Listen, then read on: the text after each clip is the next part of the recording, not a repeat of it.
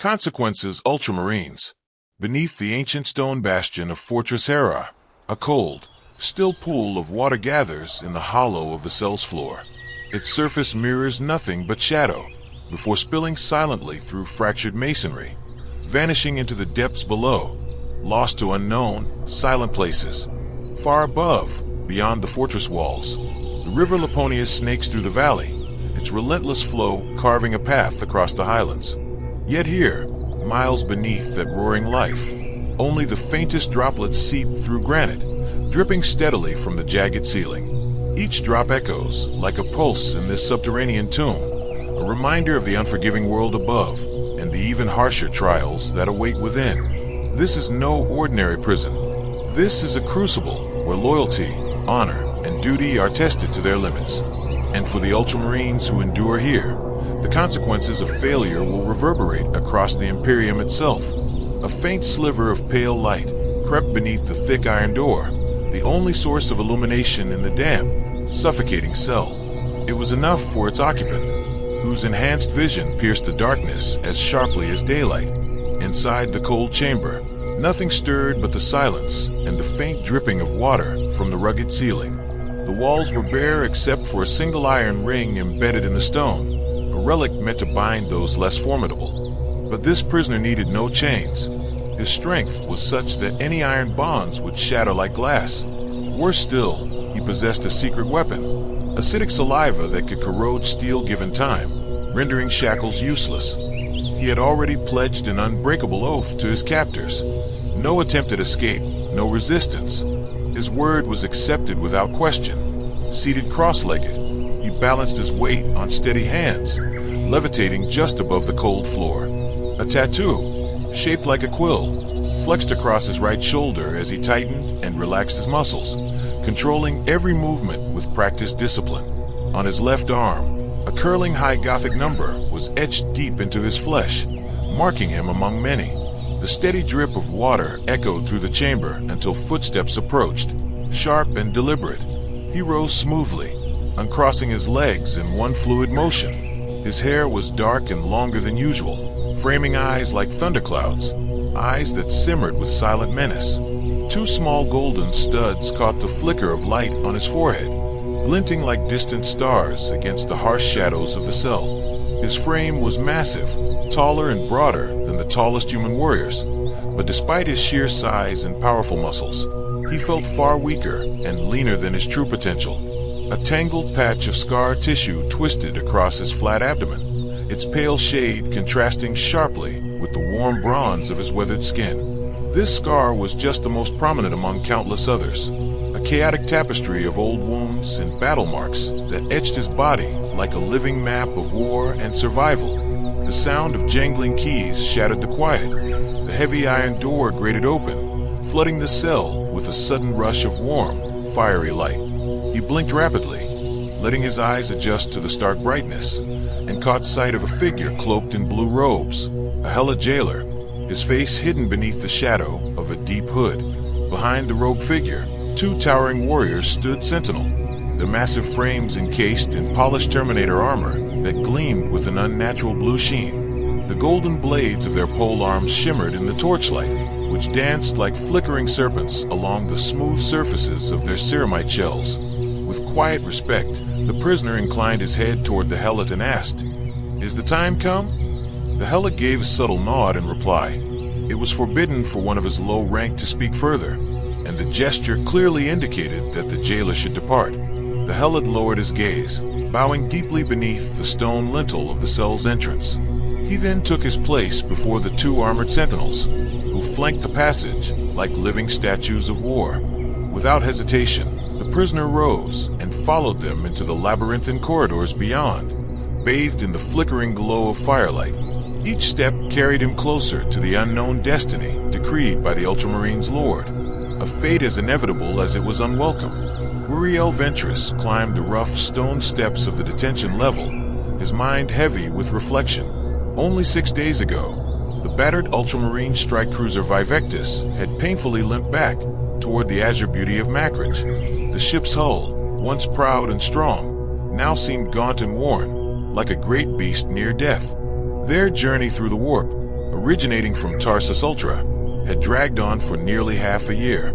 Yet, despite the passage of months within the void, when Vivectus emerged back into real space, calculations revealed a strange time distortion. A year and a half had slipped by beyond the ship's chronometers.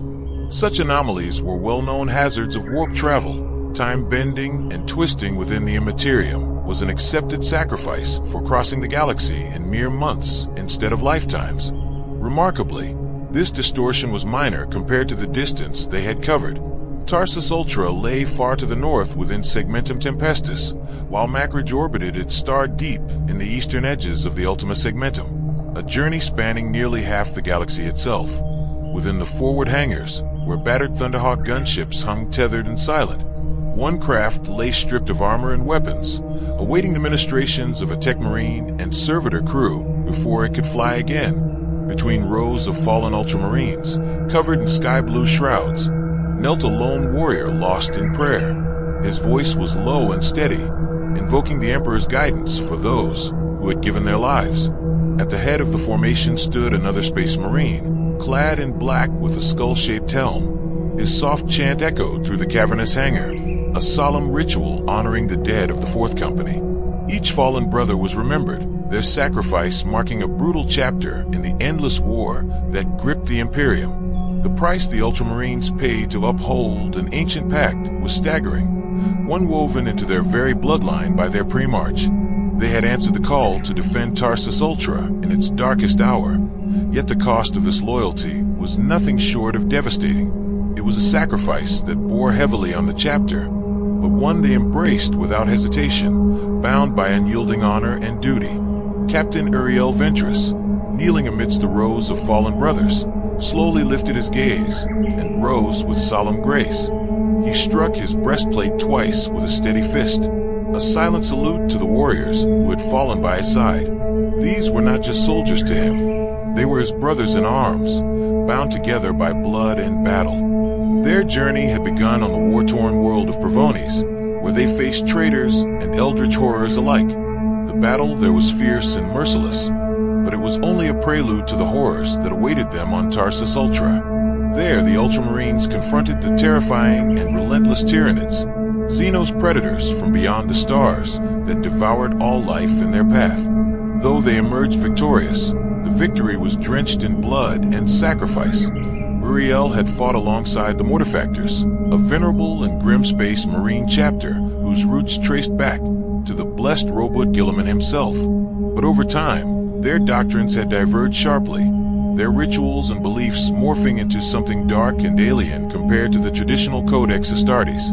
The Mortifactors held death in the highest esteem, venerating it as a sacred passage rather than an end. Their chaplains communed with the dead through blood rites and visions, seeking wisdom from ancestors long past.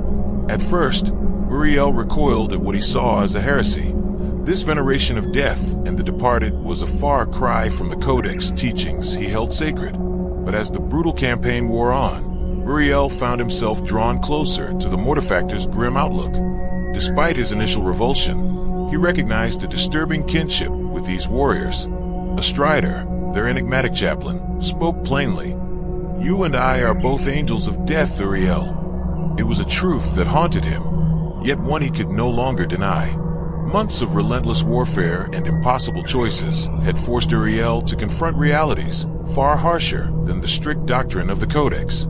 When Sergeant Lyarchus vehemently opposed the Mortifactors' unorthodox methods, Uriel chose to follow a Strider's path. The visions and blood rites granted them insights that traditional tactics could not. In the end, it was this willingness to embrace unorthodox beliefs and tactics that secured their survival and ultimate triumph. Had they clung rigidly to the Codex, the war might have ended in ruin during its earliest days. The Mortifactors' dark wisdom had saved them, but it came at a price. Uriel's certainty, his faith, and the very identity of what it meant to be Ultramarine were irrevocably changed. Torn between two conflicting worldviews, Uriel had finally forged his own path, one that walked a fine line between strict obedience to the Codex Astartes and heeding the deeper, unspoken spirit behind it. Though this made him an outsider among many of his brothers, the wisdom imparted by his former captain, Ideus, guided him. Deep within, He knew his choices were just and necessary. As his eyes traveled down the row of fallen warriors, an oppressive weight settled heavily on his heart. Not long ago, he had nearly succumbed deep inside a Tyranid hive ship, poisoned by an alien toxin that caused his blood to congeal inside his veins. The memory of that agonizing near-death haunted him still. It was only the unwavering dedication of Pausanias, his oldest and most trusted comrade, that had saved him. The veteran sergeant had risked his own life and nearly drained his own blood in a desperate bid to keep Uriel alive. Though his wounds had mostly sealed, a mass of synthetic plasflesh covering his torn torso throbbed constantly, a grim reminder of his survival. Specialists Tekmenine Harkis and apothecary Selinus had rebuilt his shattered left shoulder and collarbone, grafting augmatic sinews and muscle to replace what the battle had destroyed. After a vicious encounter with a Tyranid guardian, he continued to receive regular blood transfusions, ensuring no trace of contamination remained in his veins.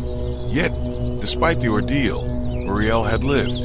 Through the sacrifice of himself and countless others, Tarsus Ultra had been spared total annihilation. But he understood, better than most, that a world scarred by the Tyranid taint was never truly cleansed. Once these alien parasites had infested a planet, its shadow lingered indefinitely. The fallen had been readied for their final journey beneath the fortress of Hera. Chaplain Clorsal intoned the ancient Affinis rerum rites, while Selinus carefully extracted the progenoid glands from the dead, ensuring their legacy might someday be reborn. When they returned to Makridge, each brother would be laid to rest in his own crypt, his name carved in eternal bronze upon the smooth black marble walls of the shrine dedicated to the Primarch. Uriel himself would perform this solemn duty, honoring those who had given everything. Clorsal's solemn chanting ceased abruptly, drawing Uriel's gaze to the chaplain's skull-like visage. In that moment, he understood the truth he had once resisted. Despite their differences, the Mortifactors and Ultramarines shared a fundamental bond. A chaplain was, above all, a living embodiment of death. Often, the last face a Space Marine saw before crossing into the afterlife was that of his chaplain, the warrior who prepared his soul and body for the journey to the Emperor's embrace. Uriel gave a slight nod of respect to Clorsal, sensing the subtle shift as the ship's engines powered down and the silence of space settled over them once more. The Vivectus had finally slipped into orbit around Makridge, its battered frame casting long shadows over the Imperial world below. Uriel Ventress felt a surge of emotions, pride, humility, and an overwhelming connection to a history spanning 10 millennia. Each step through the gates of the Temple of Correction stirred these feelings deeper within him. He recalled the last time he had entered the sacred place, months ago, before his mission to Tarsus Ultra. Back then, he was a freshly minted captain, his mind burdened with the promise and weight of command. The future had seemed clearer then, less tangled with impossible decisions and bitter sacrifices. Now, the burdens of experience weighed heavily upon him, reshaping the man he had once been. The temple thrummed with devout pilgrims from across the Imperium, each seeking solace and strength beneath its towering marble pillars. Many had traveled farther than he had, drawn by faith and reverence. Mothers carried infants swaddled tightly in soft cloth, their cries mingling with whispered prayers and solemn chants. Uriel knew that many of these children had been conceived and born amid the pilgrim's journey to Makridge, embodying the hope and continuity of the Imperium itself. As he passed through the crowds, heads bowed respectfully, and blessings were whispered on the wind, calling upon the Emperor's favor for one of his chosen sons. Uriel moved steadily along the pristine marble corridors, their walls shimmering in gleaming white, streaked with delicate veins of gold and sapphire. The floor beneath his boots was laid with polished stones quarried from the ancient foothills of Harrisville, grounding the temple in the very soil of their homeworld. Each detail reminded him of the legacy and the solemn duty he bore as a son of Makridge. At last, he entered the inner sanctum, where a colossal dome arched overhead. Sunlight streamed through intricately cut crystals, scattering vibrant beams of light in every direction. The rays intertwined in a dazzling mosaic of colors, casting a living rainbow across the gathered faithful. Hundreds knelt before the glowing sepulchre of their Primarch, voices rising in anthems of praise and remembrance. The reverence in the chamber was tangible, a powerful tide of devotion that wrapped around Uriel like a mantle. Overwhelmed, he lowered himself onto one knee, humbled by the presence of the man who had forged the Ultramarines. He dared not fix his gaze too long on the stone visage of Guilliman, feeling unworthy of meeting the eyes of the chapter's legendary founder. Yet in that silence, Uriel found resolve, a renewed strength to carry forth the legacy entrusted to him, no matter the cost. Standing in the presence of the Primarch's tomb, Uriel Ventress felt the weight of history press upon him. Though Guilliman's heart had long since stopped beating, the aura of the legendary figure remained palpable, a silent testament to millennia of sacrifice and leadership. The enormity of that legacy humbled Uriel deeply, especially after the bitter trials on Tarsus Ultra. He wrestled with his conscience, haunted by the knowledge that he had, at times, strayed from the strict doctrines laid down by the Primarch, choosing his own judgment, and the visions of a fervent chaplain over the letter of the Codex Astartes felt like an act of rebellion, an arrogant challenge to the teachings of one of the Emperor's greatest sons. Who was he? Uriel wondered silently, to question the wisdom of a titan of the Imperium. What right did he have to place personal intuition above such sacred guidance? The thought filled him with a bitter sting of humility, mingled with regret. In a quiet voice, barely above a whisper, he spoke his confession to the silent figure carved in stone. "Forgive me, Lord Guilliman, for I am unworthy of your favor. I stand before you now, not as a perfect servant, but as one who seeks to honor your fallen sons." His eyes traced the details of the marble tomb, as if seeking reassurance in the eternal gaze of the Primarch. They gave their lives with valor and loyalty, champions of the Imperium's cause. I ask that you grant them peace beyond the veil, until they are reborn in your glorious image, renewed through the sacred mysteries of their gene seed. The prayer echoed softly, filling the sacred chamber with a solemn gravity. Uriel rose and approached the polished marble slabs embedded in the temple's inner wall, the eternal resting place of the chapter's fallen heroes. He found the section reserved for the Fourth Company, the company he had led through the crucible of war. Each slab bore the names of warriors who had perished in service to the chapter, etched in careful script and awaiting the gilding that would seal their memory in gold. His fingers trembled slightly as he located the last plaque, where 78 names awaited his hand. Though the list was long, Uriel required no written record. Every name was etched into his mind's eye, each face vivid as if they stood before him in the flesh. He knew the courage and sacrifice behind every letter, the stories of comrades lost in battle still burning in his heart. From his belt, he drew a small chisel and hammer, tools that had accompanied him on many campaigns. With steady precision, he began the delicate task of carving the first name into the marble. The sound of each tap echoed quietly, a ritual of remembrance and honor. As he worked, Uriel smoothed the edges of each letter with a fine sanding stone, preparing the surface for the gold leaf that would soon make their names shine eternal. The act of engraving became a meditation, each name a testament to a life lived with courage and purpose. Time slipped away unnoticed.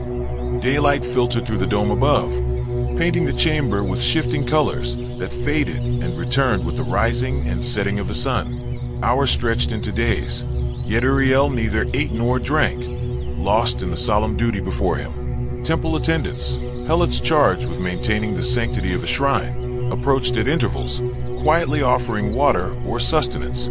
Each time, Uriel shook his head without breaking his focus, unwilling to interrupt the sacred task until every name was carved. In this quiet vigil, surrounded by the echoes of the past, Uriel Ventress bore the weight of command, remembrance, and grief, a living guardian of his chapter's legacy, ensuring that the fallen would never be forgotten. After the first day, the temple attendants kept their cautious distance, quietly watching Uriel's tireless work. By the second day, their hesitant offers of food and water had become more frequent, though each was gently declined. On the third day, the helots ceased their inquiries altogether, understanding that the captain was locked in a solemn, unyielding vigil. As the fifth day dawned, a fragile spectrum of colors spilled from the stained glass dome above. casting a shimmering rainbow that slowly traced its way down the temple's ancient stone floor. Uriel's fingers, raw and trembling from the relentless precision of chiseling, traced the final edges of the last name with painstaking care. The ache in his arms was a small price to pay for the honor of immortalizing 78 brave souls who had given everything in the Emperor's name. Each letter bore the weight of their sacrifice, a testament that would endure long after the flesh had returned to dust. With a quiet sense of accomplishment, Uriel gathered his small tools, a hammer and chisel worn smooth from countless battles, and slipped them into his belt. Rising slowly to his feet, he felt the exhaustion of days without food or rest. Yet strangely, his mind was clearer, his spirit unburdened. A cool clarity surged within him, like fresh spring water, cleansing away the weariness of war and doubt. The man who stood now was not the uncertain officer who had departed for Tarsus Ultra, but a forged warrior, tempered by loss and renewed by purpose. The distant songs of pilgrims filled the air, their melodies weaving through the vast marble halls, echoing off walls veined with gold and sapphire. The sound seemed to embrace Uriel's soul, pulling him into a shared moment of devotion and reverence. Closing his eyes, he bowed his head in silent prayer, offering thanks for the chance to serve, not merely as a soldier, but as a guardian of his chapter's legacy and the Emperor's will. His heart beat in time with the hymns that swelled through the temple, voices rising in a chorus of faith and remembrance. With humility, he joined the song, his deep voice blending with the assembly. Around him, faces lifted, men, women, and children whose radiant expressions glowed with a shared sense of duty, courage, and sacrifice. The congregation sang with a passion that transcended words. Their voices carried on long after throats grew hoarse, a river of emotion flowing freely until tears streamed down many cheeks. In the sanctuary's sacred space, the bonds of brotherhood and faith tightened, creating a profound unity between those who lived and those who had fallen.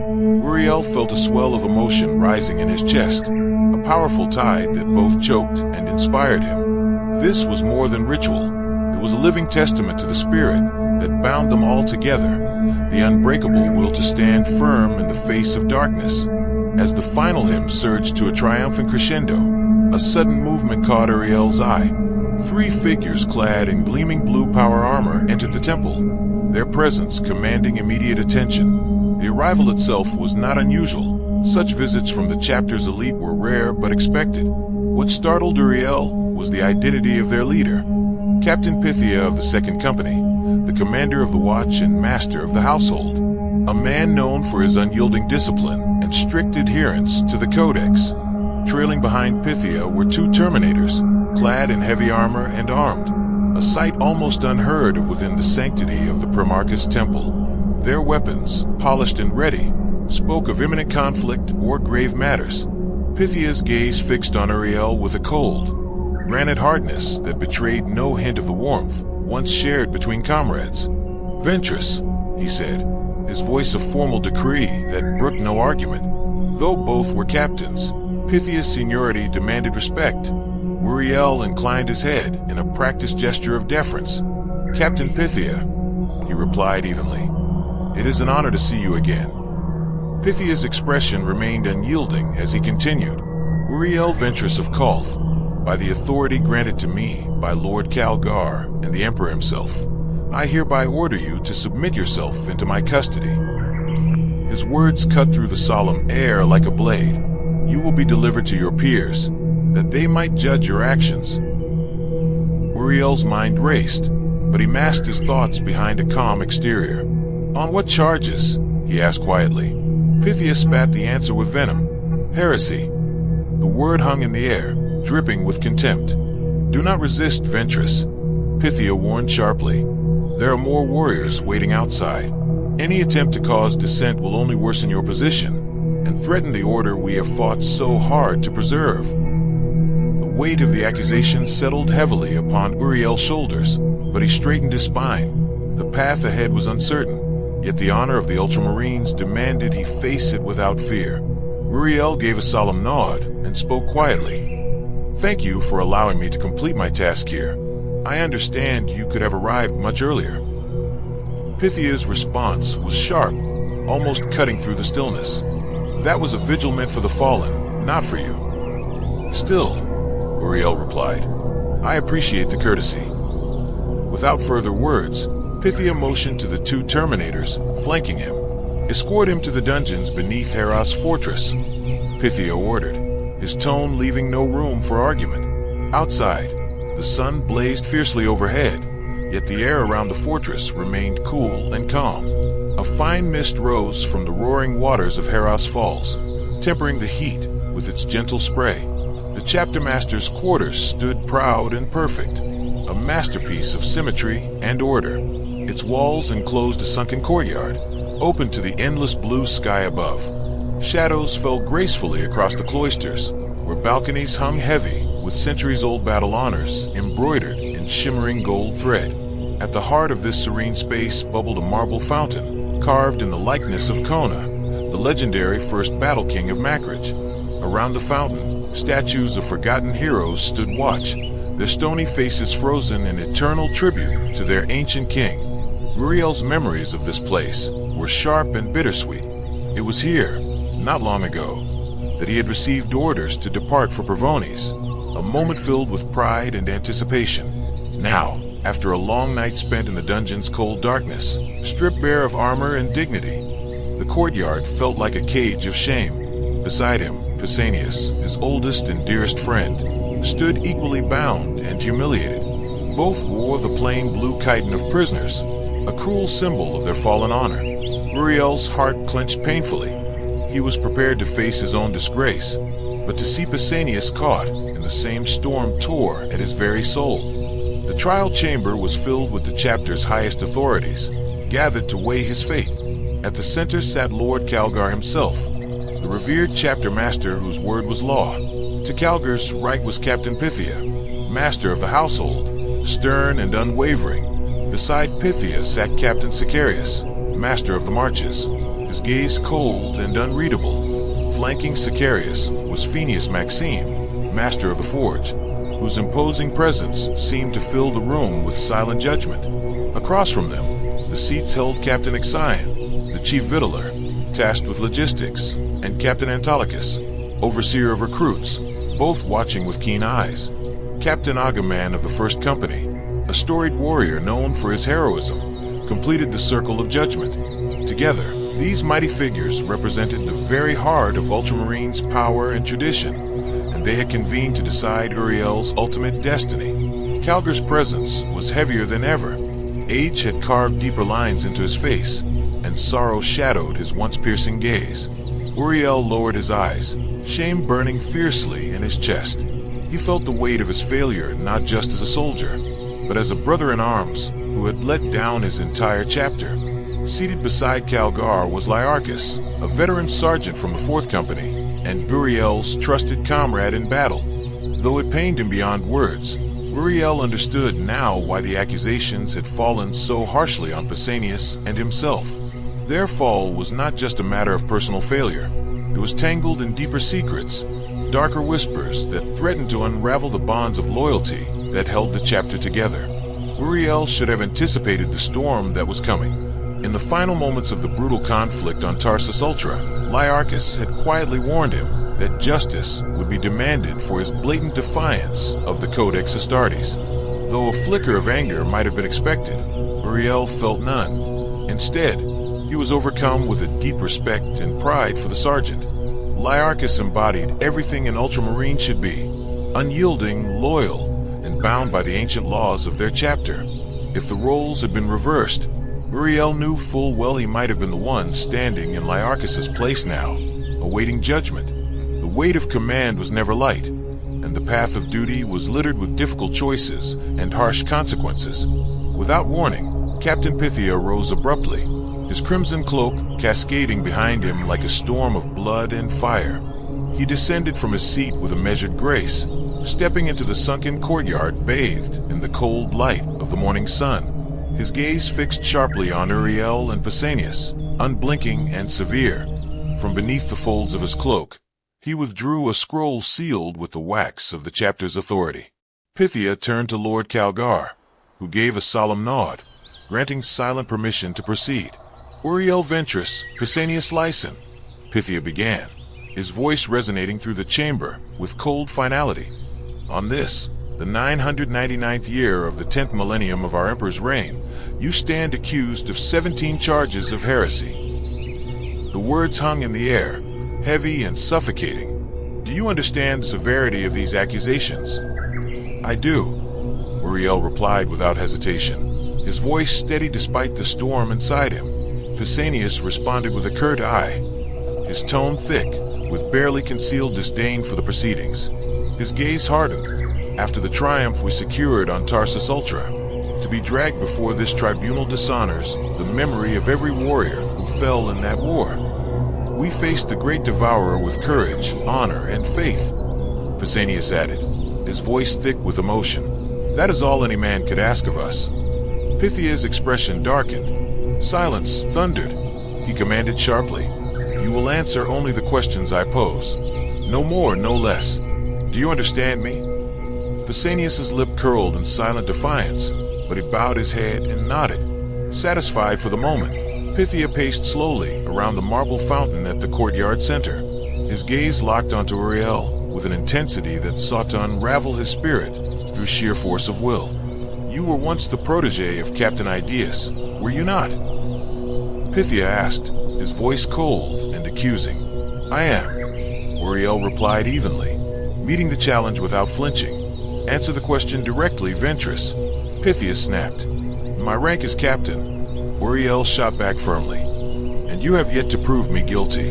I will be addressed with the respect my rank commands until this tribunal convicts me otherwise." The standoff between them crackled with unspoken tension, the weight of old loyalties and new accusations pressing down like the stone walls around them. Pythia pressed his lips together in silent frustration, but quickly realized there was no point in pushing further. With a reluctant nod, he allowed the conversation to continue. "Very well, Captain. Proceed," he said. He glanced toward the assembled tribunal.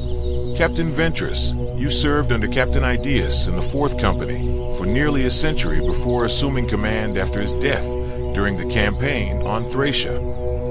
Pythia's voice softened slightly. "Would you please explain the circumstances surrounding Captain Ideus' final moments for this assembly?" Uriel inhaled deeply, forcing his temper down. Everyone present knew the tale of Ideus' last battle. Repeating it seemed a needless exercise, yet protocol demanded it. "As you wish, Captain Pythia," Uriel began. Thracia was one among several worlds in open rebellion against Imperial authority in the Orlanter sector. Rumors swirled that the insurgency was backed by dark cults and agents of chaos. Our detachment was part of Inquisitor Apollyon's crusade, tasked with surgical strikes to weaken enemy defenses and pave the way for Imperial Guard forces advancing on the planetary capital Mercia. Pythia's sharp eyes studied him. "And what, precisely, was your unit's final objective during this operation?" The Guard advanced along a narrow front, leaving one flank exposed across a series of bridges. The 4th Company was assigned to neutralize these bridges to prevent enemy counterattacks. Pythia raised an eyebrow. Surely that was a straightforward mission. "In theory, yes," Uriel admitted. Intelligence suggested the enemy garrison was weak and ill-trained, but as often happens, the reality was far different. Bridge 24 was lightly defended by substandard troops. We swiftly eliminated them without casualties. Once the bridge was secured, Tech Marine Thomason oversaw rigging it for demolition. Uriel continued, his voice steady. "May his sacrifice never be forgotten," intoned Phineas Maxime from the courtyard's edge. Pythia inclined his head gravely. What transpired next? As we prepared to destroy the bridge, the weather worsened rapidly. We began receiving fragmented reports of enemy movements closing in. Within minutes, a battalion-sized force assaulted our position, aiming to recapture the bridge. "A daunting challenge," Pythia remarked, voice low and serious. "In many ways, yes," Uriel agreed. This enemy force was better trained and more determined than the previous defenders. Despite their ferocity, we held our ground. However, We did suffer a loss when our Thunderhawk gunship was downed by enemy flak tanks. Pythia leaned forward, voice cold. So you found yourselves isolated and trapped. A dire predicament. Uriel's eyes darkened. Just before dawn, the enemy launched a second assault, this time led by warriors of the Night Lord's Legion. A collective gasp rippled through the courtyard. Though every warrior knew of the fallen traitor legions, hearing their name aloud stirred unease even now. To even speak of such horrors within these sacred halls felt both improper and almost inconceivable. The Night Lord's presence was a stain upon the campaign's honor, yet we held our ground as long as humanly possible. Still, it soon became painfully obvious that maintaining our position was futile. What was your response when the situation became desperate? Pythia asked sharply, his gaze unyielding. Uriel's voice was steady. The demolition charges had already been placed. Unfortunately, Techmarine Thomason perished early in the fight. Without his detonator device, we could not initiate the explosion remotely. He paused, gathering his thoughts. Under the cover of darkness, Captain Edius ordered our assault squads to manually trigger the explosives using crack grenades. Their efforts failed, but the idea itself was sound. Pythia frowned, confused. Captain Ventress, your explanation lacks clarity. I fail to understand the rationale behind Edius' plan. Uriel glanced up, surprised by the question. What is unclear? The plan directly contradicted the tactics outlined in the Codex Astartes. It was unorthodox, risky, but it was necessary. Are you certain that this plan originated with Captain Edius? Pythia pressed, his tone skeptical.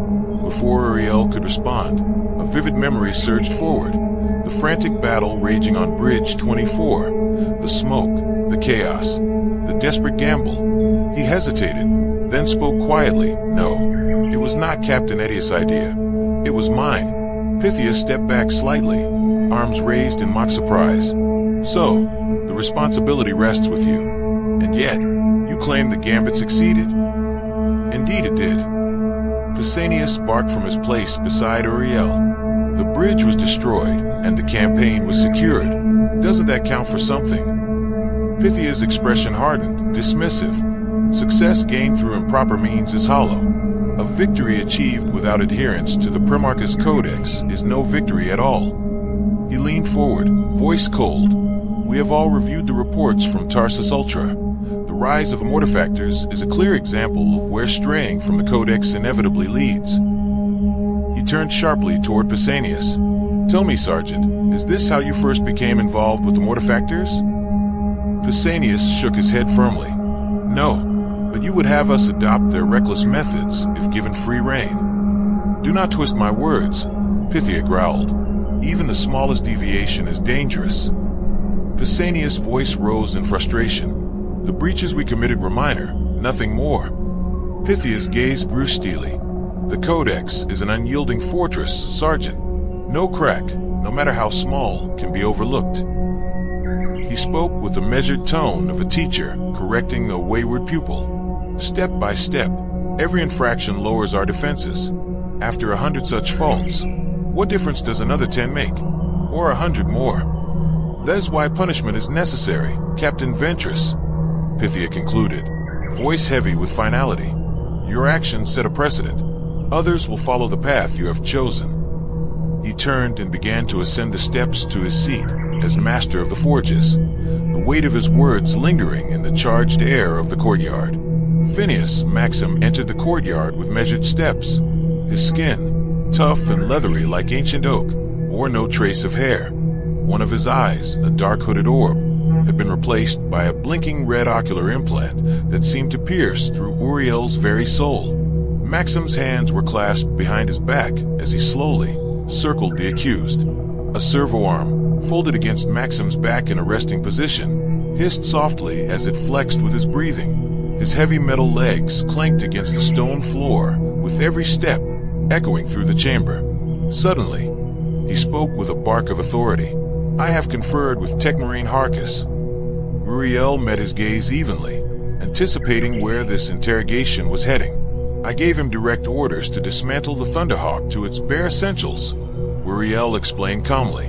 He was following my commands. No fault should be assigned to him for what transpired on Tarsus Ultra. Maxim stopped close, his mechanical eye narrowing as he leaned forward, lowering his metallic face until it was mere inches from Uriel's. "Do you think I am unaware of this?" he hissed with venom. Uriel responded without hesitation. "No, I only wished to clarify the matter." Maxim's gaze darkened further. "Explain to me why you desecrated such a sacred vessel, one that has served honorably for nearly 1,000 years. This ship carried you into countless battles with valor. How could you abandon such a noble spirit and treat it so callously?" Uriel's voice was steady, his words measured. "I had no alternative." "No alternative?" Maxim scoffed, incredulous. "I find that difficult to accept." "I do not lie, Master," Uriel said, his tone low and grim. "To destroy one of the Tyranid Hive ships, it was imperative to reactivate the planet's defense lasers. The only way to do that was to transport fresh energy capacitors to a critical position capable of striking the beast." Uriel took a breath, gathering the weight of his explanation. The sole craft capable of making the journey and returning was the Thunderhawk. Even so, I was forced to order it stripped to the bare minimum weight to carry enough fuel for the round trip. Maxim's red eye glowed brighter, his voice colder. "You enraged the war spirit of that venerable craft." He glanced toward the sky, as if invoking unseen powers. "I have since performed the rites of obeisance to soothe its wrath. And you, would you trust your life to it again before seeking its forgiveness?" Uriel said nothing, his shoulders tense. Maxim turned abruptly and strode back to his place, his servos whirring softly. One by one, the other chapter masters stepped forward, each bringing forth another example of Uriel's disregard for the Codex Astartes. They recounted his actions during the Pavonis campaign, the brutal clashes on Tarsus Ultra, the harrowing ordeal aboard the Space Hulk, the demise of the Battle Brother Virtue, and the deadly skirmish with the Dark Eldar on the return journey. Each accusation was laid bare before him, a relentless litany of recklessness and insubordination. Uriel felt the weight of their judgment pressed down like a crushing tide. His frustration mounted with every pointed example, yet he remained silent, knowing words would offer little defense against their conviction. Uriel could not deny the truth in the accusations laid before him, yet he fiercely rejected the interpretation and the conclusions drawn by his accusers. As the hours dragged on, it became clear that the chapter masters cared little for his side of the story. They saw only the fact that he had broken from the Codex Astartes, the sacred doctrine that governed their every action. To them, this was the gravest of betrayals, an unforgivable sin that stained not just his honor, but the very fabric of the chapter's integrity. As the sun sank behind the high, tiled roof of Lord Calgar's chambers, a tension coiled within Uriel's chest. His patience thinned until he realized he was on the brink of losing control. These men were not seeking justice or truth. They wanted a sacrifice.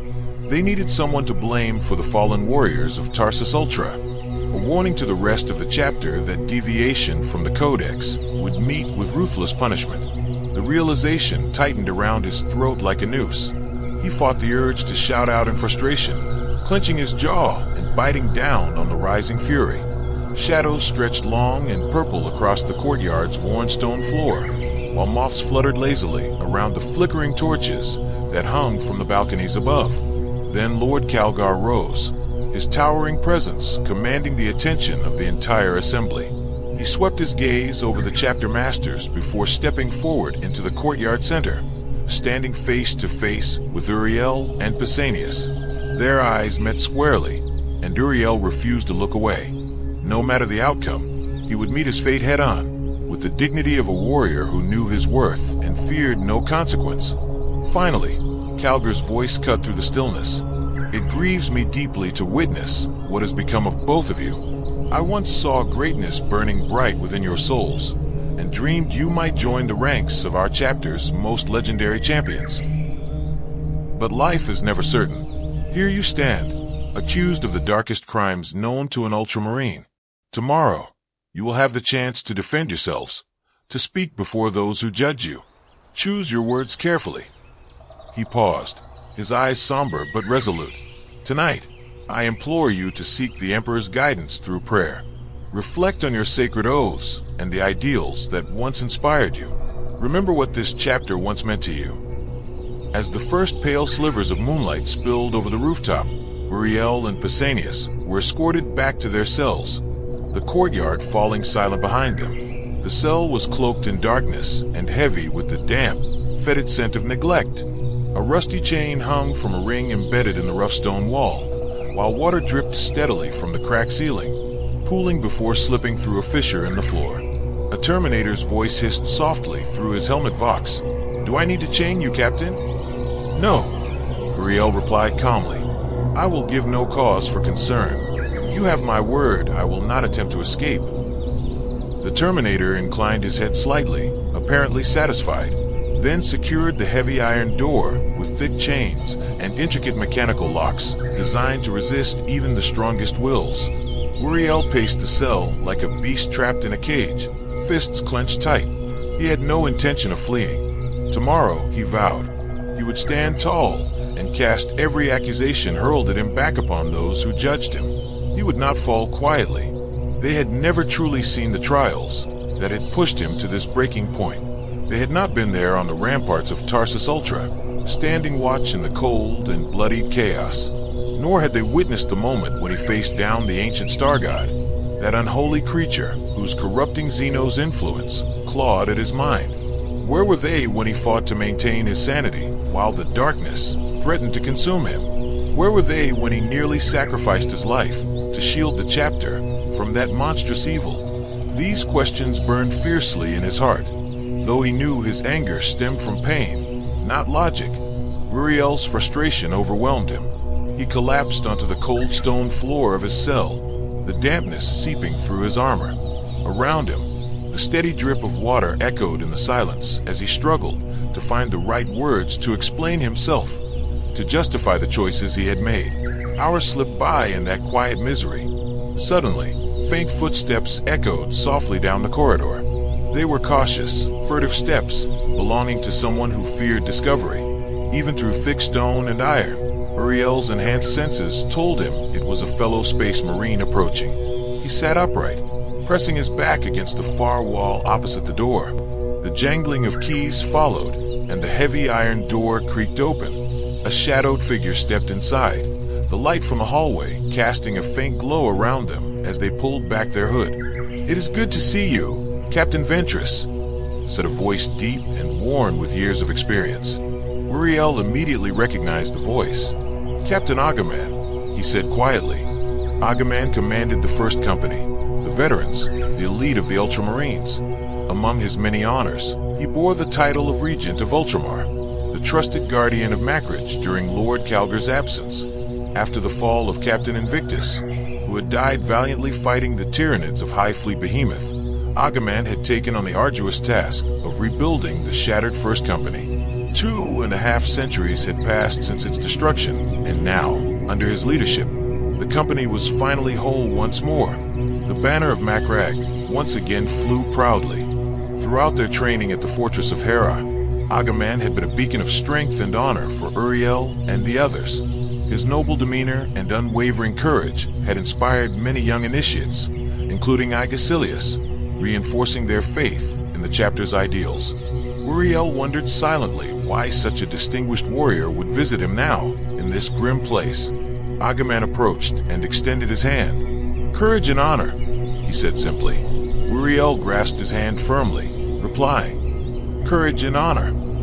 Agaman folded his arms beneath his cloak, his eyes scanning the bleak, damp cell with evident distaste. "It is painful to see a warrior of your caliber treated in such a manner." Uriel's voice was laced with bitterness. "You choose a strange moment to visit, Captain. What brings you here?" Agaman's expression hardened. "I come at the behest of Lord Calgar, Captain Ventress." "Lord Calgar?" Uriel's brow furrowed in confusion. "I know your story well. You must hurry," Agaman urged. Uriel hesitated, but Agaman continued without pause. "I have tracked your progress from the very beginning, from Agasilas onward. Your potential was clear. and I rejoiced when you were chosen to train at Hera, to become a true Ultramarine. I celebrated your victory on Vornsworld," Aghaman said softly, "and I mourned with you after Blackbone Road." Aghaman's voice lowered with weighty significance as he continued, "I am aware of all you endured while with the Death Watch. I know the reasons you bury those memories deep and never speak of them." Uriel's fatigue was suddenly evident as he asked quietly, "Why reveal this to me now?" "So that you may understand I speak honestly, Captain Ventress," Aghaman answered firmly. "You face accusations of the darkest nature, crimes no Ultramarine should ever commit. Your very existence balances on a razor's edge." With a decisive motion, Aghaman shut the heavy cell door behind him. "Heed my words carefully. Much depends on what you choose to do next." Outside, dawn spread its light across the jagged mountain peaks, sending long, cool shadows cascading over rocky crags and thick highland forests. A crisp breeze swept through the valley of Leponus, and despite his circumstances, Uriel felt an unexpected calm rising within him.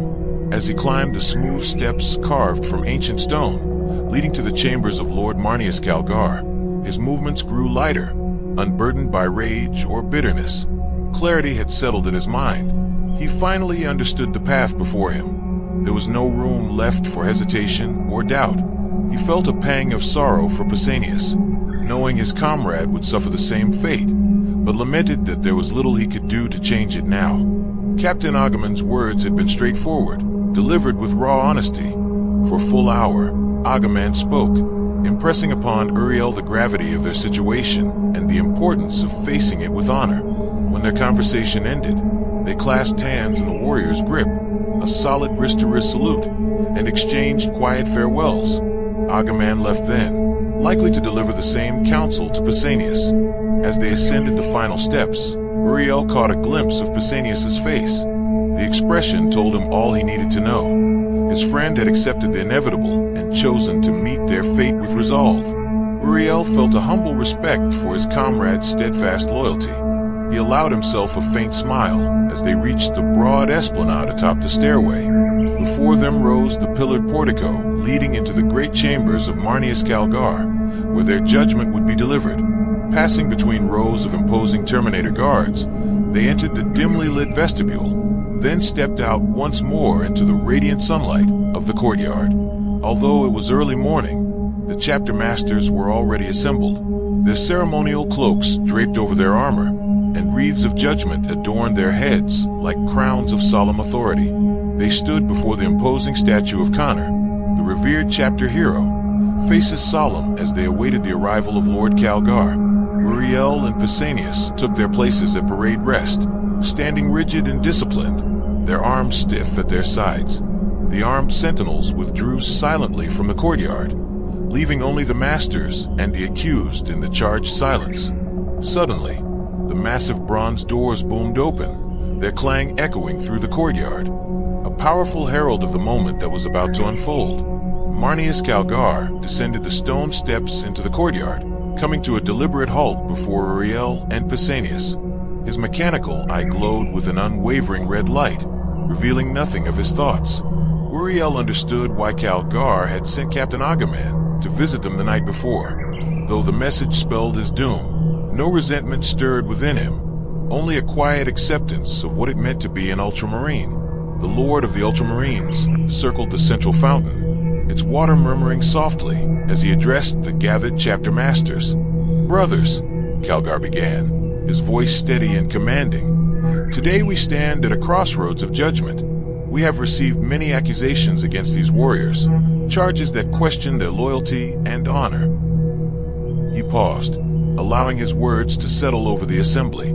"Yet, as men bound by honor and the sacred rights of our chapter, we shall not cast the final verdict without granting these accused the opportunity to speak, to defend themselves against the claims laid before them." Completing his walk around the fountain's edge, Calgar faced Uriel squarely, locking his gaze upon the captain. "Captain Ventress," he declared, "you are granted the right to speak freely and present your defense." Uriel inhaled deeply, steadying himself against the weight of the moment. "I relinquish that right," he said calmly. and place myself in the hands of my lords, accepting their judgment without contest. A murmur of surprise rippled through the masters. Brief glances exchanged in disbelief. Calgar acknowledged Uriel's statement with a subtle nod, signaling his acceptance of this choice. Turning to Pausanias, Calgar posed the same question and received the identical response. Uriel noticed the stern lines etched on Lyarchus's face tighten with regret, though the sergeant's duty forced him to be part of this grim process. Uriel sensed the heavy burden it placed upon him. Nodding toward Lyarchus, Uriel offered a silent gesture of respect and understanding, a quiet acknowledgement of shared hardship and loyalty. Calgar's gaze returned to Uriel, probing. "You do not wish to address your peers or offer any defense to the accusations?" "No," Uriel replied firmly. "I willingly submit to your judgment without further words." With measured steps, Lord Calgar ascended the raised dais to his throne, adjusting his ceremonial cloak with deliberate care before addressing the assembly once more. "These warriors have openly confessed to breaking the sacred tenets of the Codex Astartes," Calgar declared, his voice resonant with authority.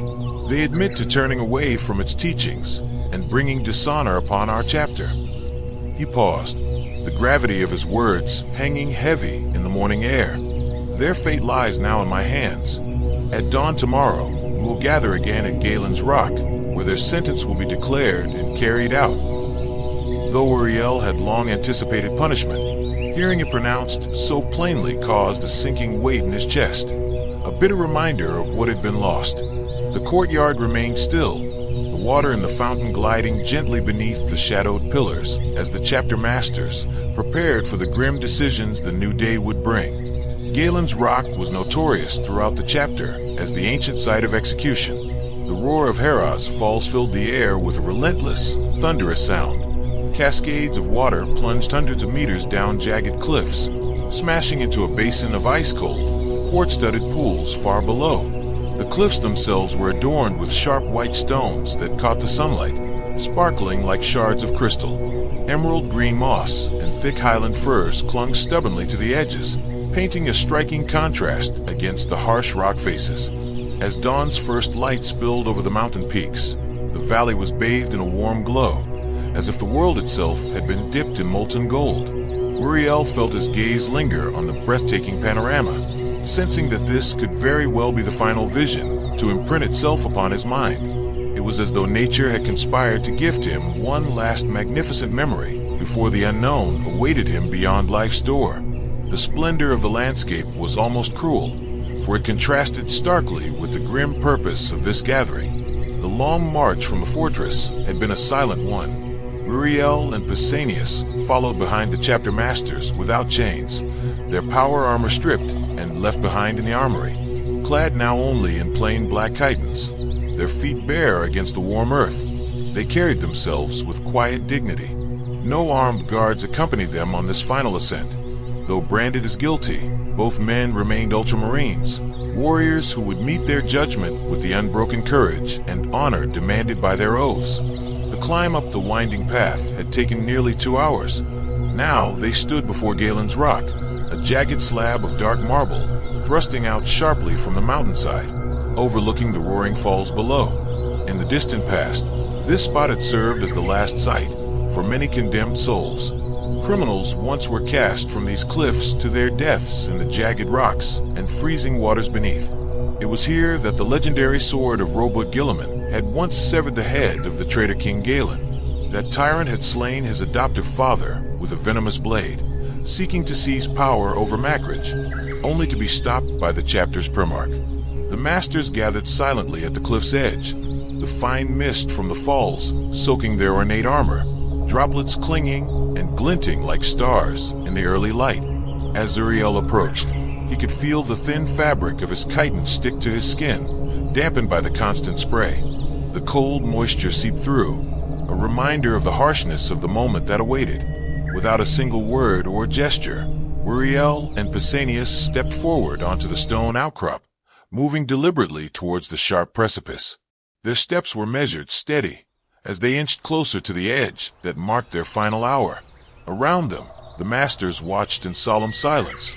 The air was thick with tension, the weight of countless judgments carried on the wind that swept down from the mountains. Time seemed to slow as Uriel glanced one last time over the breathtaking vista, a world alive with beauty and light, before turning his gaze forward into the shadowed fate that awaited him at Galen's Rock. A sudden wave of dizziness washed over Uriel as the edge of the cliff disappeared from his side view.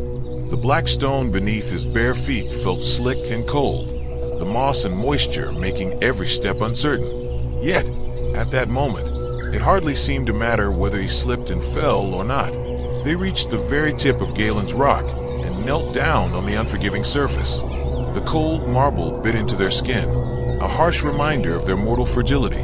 Uriel's eyes drifted over the precipice, the drop staggering and the jagged rocks below stained dark with the blood of those who had come before. His own blood would soon mingle with theirs, a thought that, surprisingly, did not unsettle him as much as he expected. Captain Agamem had spoken clearly about what was at stake. Uriel was an Ultramarine, trained to understand duty and sacrifice. He had come to accept his fate without bitterness. A firm hand settled on his shoulder, grounding him in the moment. He glanced sideways to Pausanias, his loyal comrade standing silently beside him. Pausanias' gaze was fixed on the sweeping valley below, drinking in the wild beauty of their final surroundings. "I regret nothing," Pausanias said quietly, voice steady with conviction. "We acted with courage and honor. That is all any warrior can hope to achieve." Uriel felt a swell of respect and pride for his friend. His throat tightened, and words failed him. He simply nodded, overwhelmed by the strength in Pausanias' calm acceptance. Behind them, the sound of approaching footsteps stirred the stillness. Uriel bowed his head, closed his eyes, and braced for the inevitable, the push that would send him hurtling into the abyss. Instead, a powerful grip clasped the fabric of his chiton. Uriel's eyes opened to see the towering figure of Lord Calgar, standing close. The voice that followed was grave and resonant, echoing across the stone courtyard. "A true judgment has been passed upon you," Calgar began solemnly. "The Codex Astartes is clear, and its sentences are absolute. Though your valor is undeniable, and it pains me to lose such warriors, my hands are bound by law and tradition." Uriel's heart quickened as Calgar's words sank in. "Like all of us, I am sworn to uphold the Codex, and so I must condemn you to death." The grasp on his shoulder tightened as the chapter lord continued. "But death need not be a swift fall into the void. There are many ways to meet the Emperor's final call, and to waste your lives now, when you might yet strike down the enemies of mankind, would be a grievous sin." Calgar's eyes burned with fierce determination. "Therefore, I sentence you to a death not in shadow, but in flame and battle. You will take your steel into the Eye of Terror, that accursed realm where the warp's corruption festers. You are bound to carry the Emperor's light into that darkness. Until your destiny is fulfilled, you will fight with all your strength against the enemies that lurk within." Uriel stood motionless as the masters of the chapter closed in, their faces solemn beneath the torchlight. His armor gleamed, polished and battle-worn, and the golden-hilted sword at his side felt heavier than ever. A strange calm filled his chest, a lightness he had not known for months. The path ahead was certain death, as sure as if he had been thrown from Galen's Rock. Yet this fate felt just, even honorable. Pausanias was beside him, armored fully, and clutching his familiar flamer, the silver bionic limbs steady and resolute. Together, they would journey into darkness, carrying hope where few dared to tread. Chaplain Clorsail held an ancient tome bound in cracked leather, its pages edged with gold and filled with the faint scent of age. A book sealed away for millennia.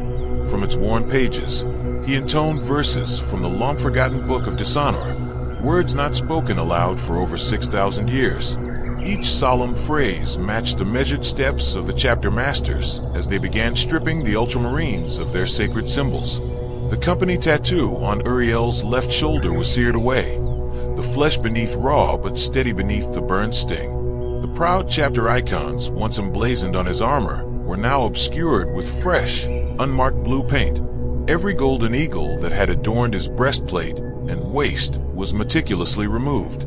Purity seals, medals of valor, and honor badges were delicately unclipped and reverently placed into a sacred reliquary, a vessel destined to hold the shame of fallen glory. Lyarchus was to take command of the Fourth Company during Uriel's absence. In that moment, Uriel could think of no more worthy successor to lead the battered remnants and rebuild their shattered force. Watching all this unfold, Master Manius Kargar stood silent and unreadable, his expression betraying neither regret nor satisfaction. Uriel knew that Kargar bore the unbearable burden of delivering the death sentence, a doom heavier than any physical chain. The alternative would have been a far crueler fate, to be cast down upon the jagged rocks beneath Hera's Falls, an end both dishonorable and brutal. Uriel's thoughts drifted back to the quiet voice of Captain Agamo, echoing softly within the confines of his cell as if whispered anew. Agamo had spoken of the Ultramarines' great name, a name synonymous with truth, courage, and unwavering faith in the Emperor's divine will. No other chapter could claim a purer legacy. To sow even the smallest seed of doubt among their brethren was to invite doom, to invite corruption as surely as if they welcomed the taint of the warp itself. The strength of a chapter rested upon its unity, a strength that flowed from the chapter master's iron will and radiated through the leaders he appointed. This was the bedrock upon which the Ultramarines stood, a bastion of valor and discipline. To allow even one warrior to defy that sacred trust was to weaken the entire order, a poison that would erode the foundation stone of their existence. Each Marine looked to his superiors as living embodiments of the Codex Astartes. If a captain strayed, if he cast aside the teachings of the Codex, it invited chaos. Such division was a cancer that threatened to consume the chapter from within. The rot of dissent had to be excised before it spread, lest the proud Ultramarines crumble into ruin. There was no other choice. Agamo's resolute tone had pierced through the anger and bitterness consuming Uriel. For the first time, he saw beyond his own actions, beyond the personal consequences.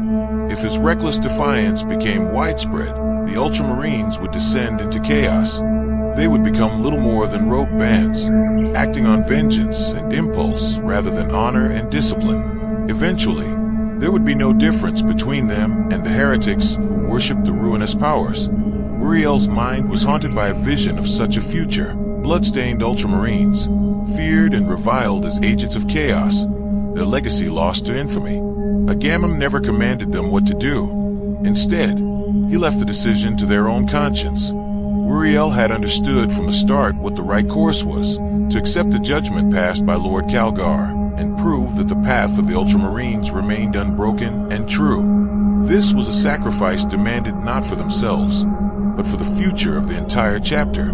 Their deaths would preserve the honor and strength of their brothers, ensuring that the legacy of the Ultramarines endured through ages to come. At last, Chaplain Clorsail closed the ancient tome, its weight settling over the silent chamber. He bowed his head in solemn respect as Uriel and Pausanias began to march, their steps steady and resolute, towards the gatehouse doors that marked the beginning of their final journey.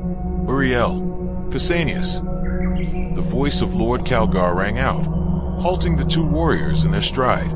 They turned and lowered their heads in respect toward their former master, hearing his words heavy with unspoken sorrow. "The Emperor go with you," Calgar said quietly, "and may you die with honor." Uriel gave a firm nod as the great doors slowly swung open before them, ushering them into the fading light of dusk. Outside, the sky was painted with the soft hues of purple twilight. The song of distant birds carried faintly on the evening breeze, mingling with the flickering torchlight that danced along the towering battlements of Hera's outer wall. Just before the doors closed behind them, Lord Calgar's voice softened, uncertain if he should speak again. "Last night, Librarian Tagrius came to me," he said. "He shared a vision, one he claimed was granted by the Emperor's light."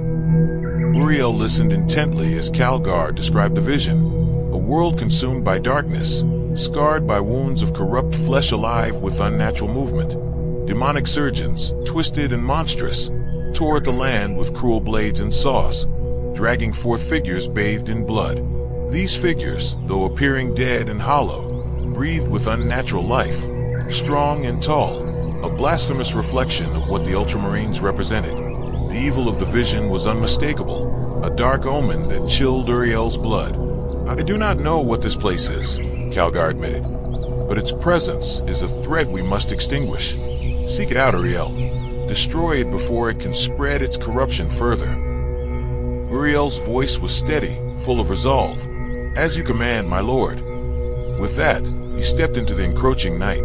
Ahead stretched a broad, cobbled esplanade flanked by 2 long lines of Ultramarines. Every warrior stood proud and silent, their weapons held firmly across their chests, a display of discipline and respect for the 2 condemned brothers passing between them. This was the strength of the chapter gathered on Makridge. Over 500 battle-hardened Space Marines, each one a living testament to the Emperor's will. As Uriel and Pausanias moved forward, the soldiers snapped to attention, then turned away in perfect unison, signaling both farewell and respect. The massive outer walls of the fortress loomed before them, and Uriel found himself stealing a glance backward at the shining splendor of Hera's fortress. Its gleaming spires and battlements were a marvel of war and faith, a symbol of the Imperium's enduring might. The colossal golden gates, towering nearly 100 meters, swung open with a majestic grace. Crossing the threshold, Uriel felt the weight of the unknown pressing down upon him. A stark reminder that beyond this gate lay a destiny uncharted, perhaps death, but also the chance to redeem all that had come before. Crossing that threshold meant leaving behind everything they had ever been. Beyond those gates, they would no longer carry the title of Ultramarines. Instead, they would step alone into the endless void of the galaxy, bound only by their death oath, a solemn promise to face whatever fate awaited them without the protection of brotherhood. The weight of that loss settled deep within Uriel's chest. As the gate loomed closer, the harsh truth became undeniable. This was a point of no return. The bonds that had defined him, the colors and crests that marked his honor, were all about to be stripped away. Ahead in the ranks of Ultramarines stood Lyarchus, steadfast and unwavering. Unlike the others who had turned their backs in silent farewell, Lyarchus remained facing Uriel with unbroken loyalty.